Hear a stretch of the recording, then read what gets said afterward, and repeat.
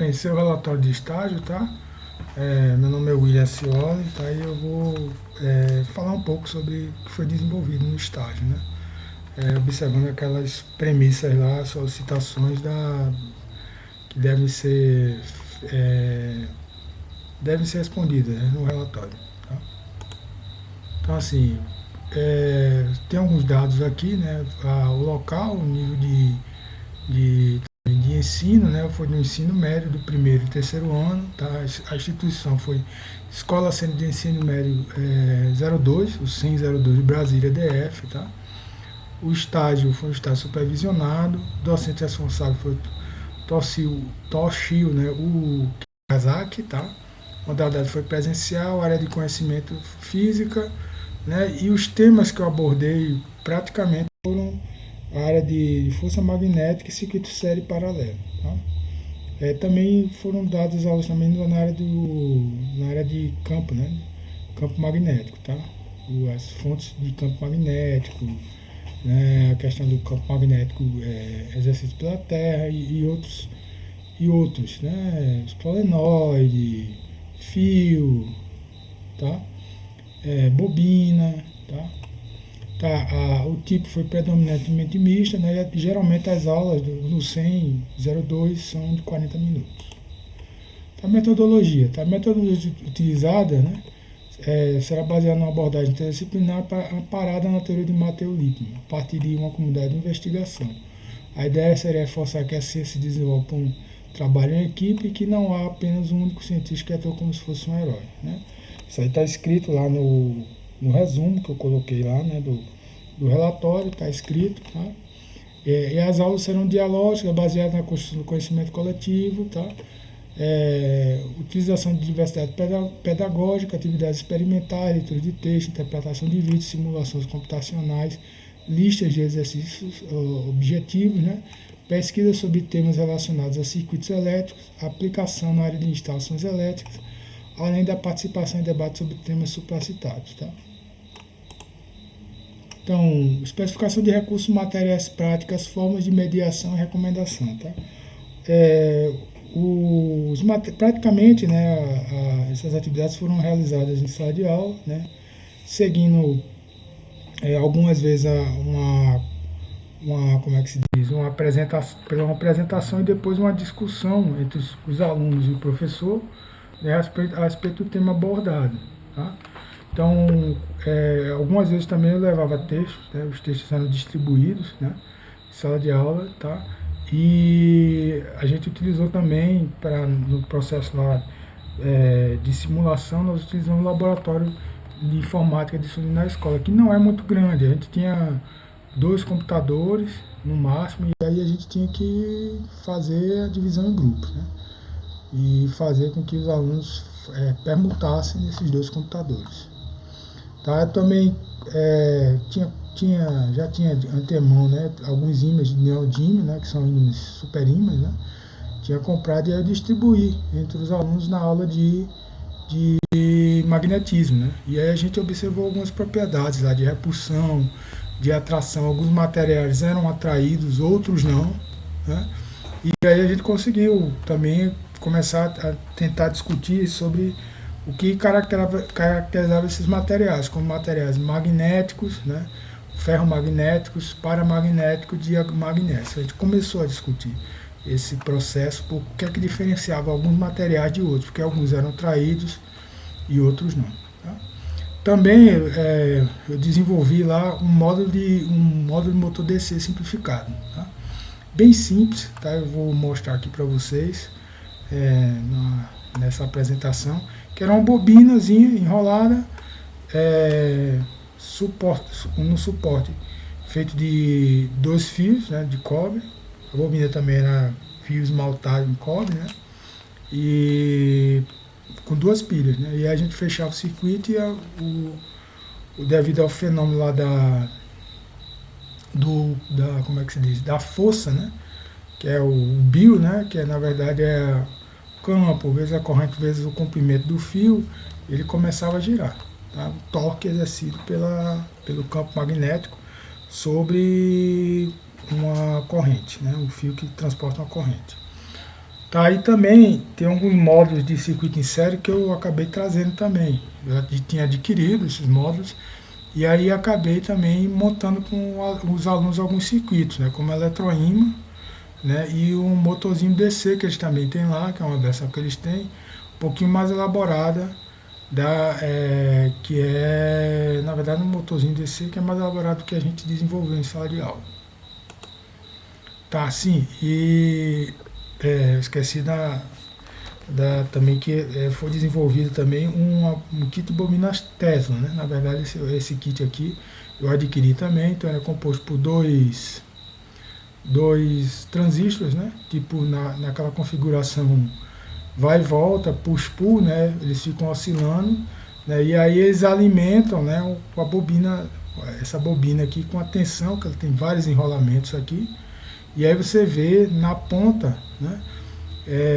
Devido à diferença de potencial gerada, né? Na verdade, um transformador. Isso aqui é um modelo de transformador, que também foi outra aula que eu dei também para essa turma.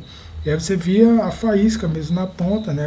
A produção da chama, né? A produção do arco elétrico na ponta. Inclusive a gente levou também algumas lâmpadas neons que elas acenderam mesmo, né? Devido a exatamente esse processo de indução eletromagnética, que está muito relacionado com a lei de Faraday. Tá? Aqui é o kit que eu tinha falado para vocês, resistor série paralelo. Então você tem aqui esse motor DC aqui. Tá? A gente tem relés, né? Temos também resistências. Tá? Temos um voltímetro e um ampéretro de baixíssima qualidade, mas que dá para você medir a corrente e a tensão, né? Com um determinado, assim, sem muita pressão, mas dá. E aqui um eletroímã, tá? E aí tem alguns kits aqui, tem mais alguns itens, tem uma resistência variável aqui, né? Você pode utilizar, e uma chave também, tem uma chave faca, tipo chave faca, tá? Isso aqui eu montei para mostrar eles vários tipos de resistência, né? Inclusive para ensinar o código de cores para ele. Então assim, eu montei numa madeira, no madeirite, peguei uma sucata que tinha e saí colando os elementos para mostrar os vários tipos de resistores. Tá? Tem vários tipos de resistores aqui, resistores de trimpote, resistores de carbono, né? Resistores cerâmicos, tá? E aí para a gente mostrar para os meninos realmente o que é resistor de fio também, né? Mostrar efetivamente o que é um resistor, né? Para eles terem uma visão prática do que efetivamente é um resistor.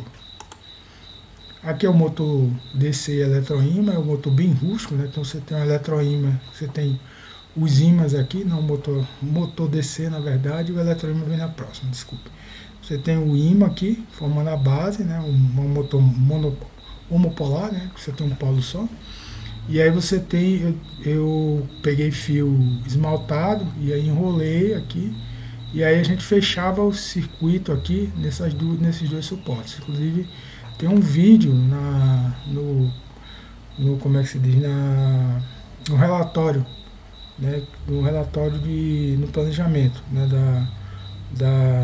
da docência, né, supervisionada, né, que consta exatamente a movimentação desse motor aí, que eu utilizei de duas formas. Eu coloquei a pilha, né, de 1,5 volts e também via a fonte externa, né, de 1,5 volts, uma fontezinha chaveada.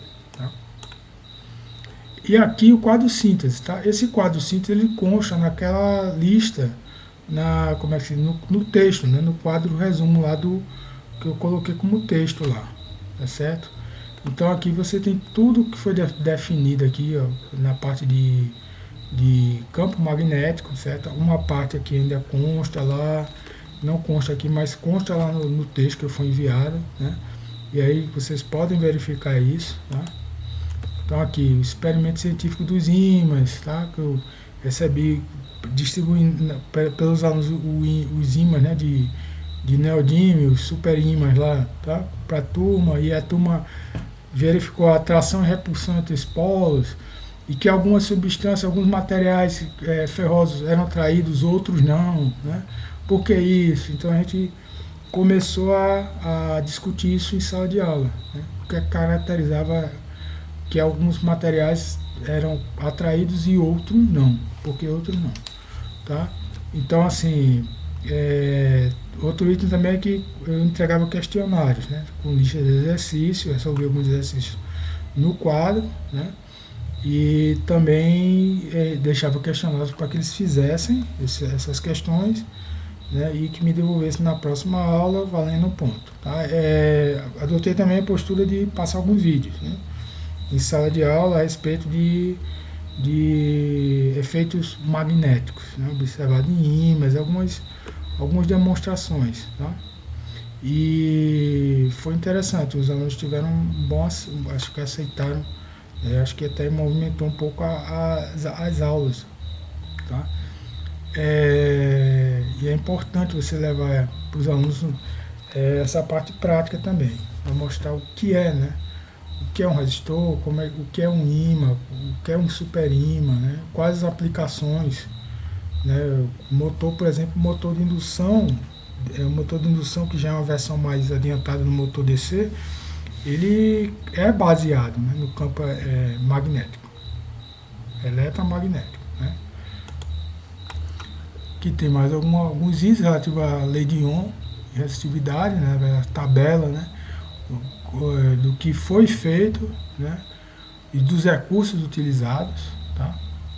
Então a gente também, eu fiz uma revisão com eles de resistência e resistividade, apesar do professor Toshio já ter dado essas aulas, mas aí eu fiz peguei aproximadamente 2 aulas e fiz uma revisão. Tá? Inclusive trazendo resistores para a sala de aula, mostrando a aplicação do código de cores, né, da identificação da resistência, tá? E de alguns resistores que são utilizados, né, comumente não só na parte eletrônica, né, como na parte também de potência, né? Inclusive o próprio chuveiro elétrico, né, que é um tipo de resistor que faz parte do nosso cotidiano. O chuveiro elétrico, os aquecedores, os próprios aquecedores, fornos elétricos, são exemplos, fora de indução, mas são exemplos de resistores. Tá? E aí eu me utilizei desse exemplo aí, de alguns desses exemplos. Né? Tá? E aqui está a bibliografia. Tá? Foi o trabalho do Marcelo Pereira com o Olavo, né? Onde ele define as ideias básicas do que deve compor, né, um modelo de, de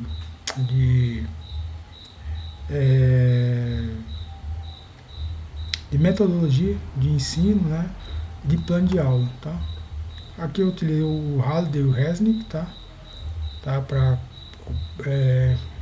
orientar, na verdade, a parte de magnetismo, né, que isso aqui eu tive que utilizar, porque eles dão uma visão mais, vamos dizer assim, mais aprofundada. Né?